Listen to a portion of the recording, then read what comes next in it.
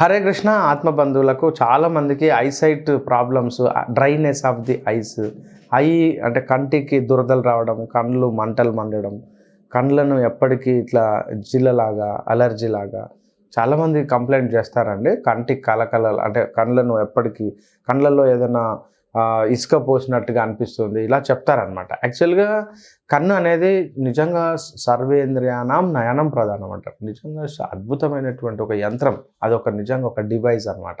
మన కన్ను more than 550 మెగాపిక్సెల్తో సమానం అనమాట. దీన్ని చాలా జాగ్రత్తగా కాపాడుకోవాలి. కానీ చాలామంది బాగా వాడతారనమాట. యాక్చువల్గా అన్నిటికంటే ఎక్కువగా వాడేది కన్నునే, మీరు అబ్జర్వ్ చేయండి. సో ముక్కేమో మనము అవసరం ఉన్న స్మెల్ దగ్గరికి పోతే, లేదా స్మెల్ మన దగ్గరికి వస్తే స్మెల్ తీసుకుంటాం, కానీ ముక్కు అలాగ పనిచేస్తుంది. చెవులోమో అవసరమైతే రాత్రి నిద్రపోయినాం అనుకోండి, ఆ చెవులు కూడా పెద్దగా డీప్ స్లీప్లో పోతే అసలు చెవులు కూడా పనిచేయవు. కానీ ఇక్కడ కన్నులో ఎట్లా ఉంటుందంటే, కన్ను మార్నింగ్ ఎప్పుడో ఉదయం 6-7 గంటలకు లేస్తే రాత్రి 10-11 గంటల వరకు పనిచేసేటువంటి ఏకైక అవయవము కన్ను అనమాట. సో కన్ను ఎక్స్టర్నల్గా చాలా హెవీగా లోడ్ తీసుకుంటుంది. లైట్స్, రకరకాల లైట్స్, తీవ్రమైన ఒత్తిడితో కూడిన లైట్స్, ఎండ కావచ్చు, లేకుంటే స్క్రీన్స్ కావచ్చు, silver screens, lights, flood lights, ఇలా చాలా హెవీ లైట్స్ తీసుకుంటుంది మన కన్ను. సో మరి కన్నుకు ఏదైనా మనం ఎప్పుడైనా ట్రయల్ చేస్తున్నామా అండి? నిజంగా చాలామంది ఎవరు ఏమి చేయట్లే. అంత బాగా వాడుకునేటువంటి అవయవాన్ని లేదా ఒక డివైస్ను కనీసం దాన్ని పట్టించుకోవాలి కదా, కానీ ఎవ్వరు పట్టించుకోవట్లే. సో ఇది ప్రాబ్లం. సో కళ్ళు కరకరలాడడం రీజన్ ఏంటంటే, మన శరీరంలో వాతము పెరగడం వల్ల మనకు కళ్ళు డ్రై అయిపోతాయి అన్నీ. దాన్ని జిరాఫ్థాల్మియా అంటారు. కన్ను యొక్క పొర ఉంది కదా, స్క్లీరా, ఇది ఎండిపోద్ది. చాలా మందికి విటమిన్ ఏ డెఫిషియన్సీ, ప్రధానంగా main problem vitamin A deficiency and vitamin E deficiency. ఇవి ఎందుకు అంటే వాళ్ళు నూనెలు తిన్నారు వాళ్ళ జీవితంలో. సో అదేంటండి, మేము రోజు నూనెలే తింటున్నాం కదా, నూనెల నుంచి వచ్చిన పూరీలు, వడలు, మాంసాలు తింటున్నాం కదా అంటే అవి నూనె కాదు అసలు. సో ఇక్కడ పాయింట్ ఏంటంటే, ఒరిజినల్గా మీరు దగ్గరగా ఉండి క్రష్ చేసినటువంటి కోల్డ్ ప్రెస్డ్ ఆయిల్ ఎంతమంది తింటున్నారు అబ్జర్వ్ చేయండి. సో కళ్ళను మనం ఏం చేయాలంటే, ఏదైనా ఒక మైదా పిండి తీసుకోండి, కొంచెం నీళ్ళు చల్లి బాగా పిసకండి, దాన్ని కంటి చుట్టూ ఇలా పేర్చుకోండి. అందులో శుద్ధమైనటువంటి కొబ్బరి నూనె కానీ నెయ్యి కానీ, శుద్ధమైన దేశవాళీ ఆవు నెయ్యిని కానీ చల్లగా ఉన్న స్థితిలో పోయండి. పోసి కొద్దిసేపు కళ్ళను ఆడించండి. ఎప్పుడైతే అలా కళ్ళు బాగా డ్రై ఉన్న వాళ్ళకు వీక్లీ వన్స్ అలా చేయండి. అలా చేస్తే చాలా అద్భుతమైనటువంటి రిజల్ట్స్ వస్తాయి.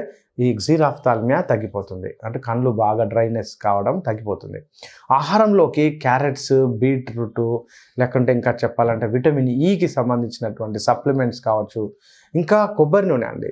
ఆ కొబ్బరి నూనె ఏం చేయొచ్చు అంటే, రోజు ఒక 20 ml పచ్చిది కొబ్బరి నూనె, ఏదైనా వేడివేడి అన్నం తింటాం కదా, వేడివేడి అన్నం తిన్నప్పుడు ఏదైనా పుదీనా పొడి కానీ, కొబ్బరి పొడి కానీ, కంది పొడి, పెసర పొడి, చెన్నంగి పొడి, ఇలా పొడిలలో ఒక 20 ml కొబ్బరి నూనె వేసుకొని తినేసేయండి.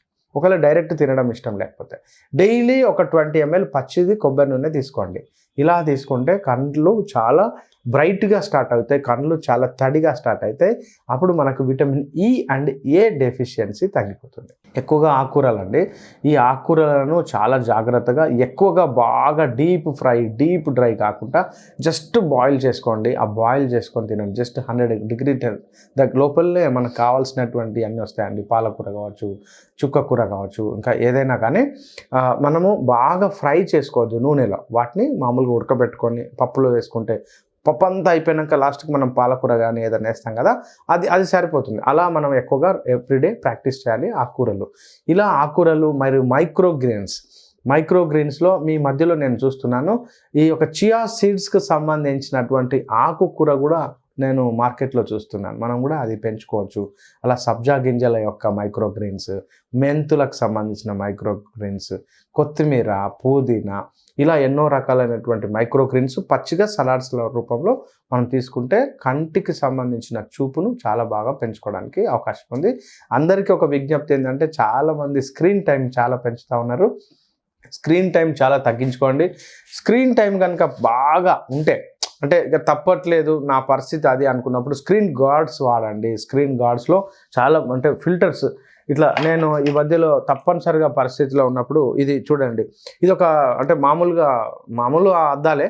సో తప్పదు స్క్రీన్ అనుకున్నప్పుడు ఇది ఒక అంటే కంటికి ఇది చాలా పెద్ద సైజ్ అయింది నాకు. అయినా కూడా మంచిగా ఫుల్ నాకు ఎటువంటి ఆ బ్లూ రే లైట్ రాకుండా నేను ఇలా ప్రాక్టీస్ చేస్తున్నాను. అంటే స్క్రీన్ చూడాల్సి వచ్చినప్పుడు మ్యాక్సిమం ఎవరు ఉండనప్పుడు మాత్రం ఖచ్చితంగా ఈ స్క్రీన్ గార్డ్స్ వాడుకోండి ఖచ్చితంగా. అప్పుడు మనకు బ్లూ రే లైట్ లోపలికి వెళ్ళకుండా అవకాశం ఉంటుంది. ఇలా చాలా పద్ధతులను పాటించాలి. కళ్ళను చాలా జాగ్రత్తగా కాపాడుకోవాలి. పిత్త ప్రధానమైనటువంటి వ్యక్తులకు కళ్ళు చాలా తొందరగా ఎఫెక్ట్ అవుతాయి. ఎందుకంటే కళ్ళు కూడా అగ్నితత్వంతో పనిచేస్తాయి అన్నమాట. సో లైట్ తోటి పనిచేస్తుంది కదా, లైట్ ఓవర్ లైట్ అయినప్పుడు కళ్ళు కూడా ఓవర్గా హీట్ అయిపోతుంది. సో అప్పుడు ఏం చేయొచ్చు అంటే మనం పన్నీరు ఉంది కదా, గులాబీ నీళ్ళని తీసుకొని ఏదైనా మంచి టిష్యూ పేపర్ తీసుకోవచ్చు, లేకపోతే ఏదైనా కాటన్ క్లాత్ కానీ తీసుకొని ఆ గులాబీ నీళ్ళను ఇది పోర్ చేయండి. చల్లగా అవుతుంది, కొద్దిసేపు రెస్ట్ తీసుకోండి. అలా మనం కళ్ళను మధ్య మధ్యలో ఒక 5 నిమిషాలు 10 నిమిషాలు అట్లా ఒక టైం దొరికితే ఒక 2 నిమిషాలన్నా రెస్ట్ ఇస్తూ ఉంటే కళ్ళు చాలా మనకు బాగా పనిచేయడానికి అవకాశం ఉంది. కఫ ప్రధానమైనటువంటి వాళ్ళకు యాక్చువల్గా కళ్ళు డ్రై కావు, కానీ అయినా కూడా అయినాయి అంటే వాళ్ళు ఓవర్ ప్రాక్టీస్ చేయడం వల్ల కళ్ళను బాగా వాడడం వల్ల వస్తాయి. సో వాళ్ళు కూడా చల్లటి నీళ్ళతోటి కొద్దిసేపు, లేకుంటే కీరా దోశ కావచ్చు, ఇంకేదైనా చల్లగా ఉండేటువంటి వస్తువులను కొద్దిసేపు పెట్టడం, రెస్ట్ ఇవ్వడం, పూర్తిగా చీకట్లోకి కళ్ళను తీసుకెళ్ళడం, అంటే కంటి మీద నల్లటి క్లాత్ వేయడం వల్ల మనం కంటిని రక్షించుకోవడానికి అవకాశం ఉంది. మరిన్ని వివరాలు నెక్స్ట్ ఎపిసోడ్స్లో మనం ట్రై చేద్దామండి. హరే కృష్ణ.